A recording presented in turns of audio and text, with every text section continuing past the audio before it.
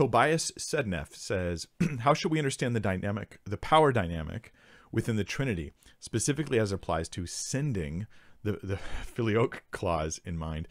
Does the Father have a sort of sending authority over the Son and Spirit? So I'm going to try to avoid like certain terms. I normally, when I talk about theology, I try to use as few big theology terms as I can. Like I'll maybe one or two here and there. I try to use as few as I can because I think that they're unnecessarily challenging for people who are learning. So I'll just say this. We all agree that the Father sent the Son.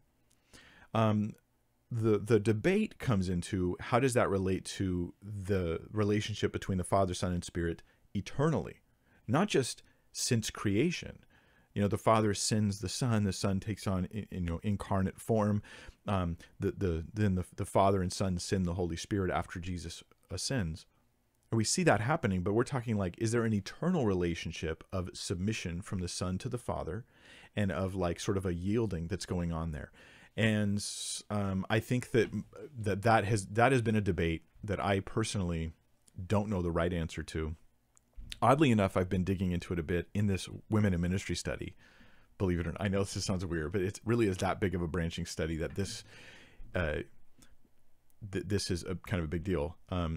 But there's a difference between saying that the Son is yielding, to my understanding, yielding to the Father in the what they call the economic Trinity, forgive the term here, but the relationship within the Trinity, not the nature of the Trinity. So right, when you talk about like the way the Father, Son, and Spirit relate, it's one thing to say that the Son yields, submits as a way of expressing love in the Trinity, and something else to suggest that the Son is inferior to the Father in some sort of like ontological, forgive me for the term, on the nature of the Son, that he's actually inferior in nature. That would be a big problem theologically for us.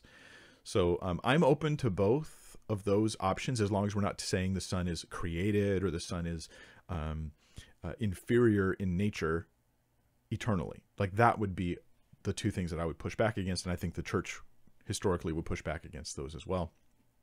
But I would be open, and I would not draw a line on the filioque clause personally, although that did cause quite a split at the time.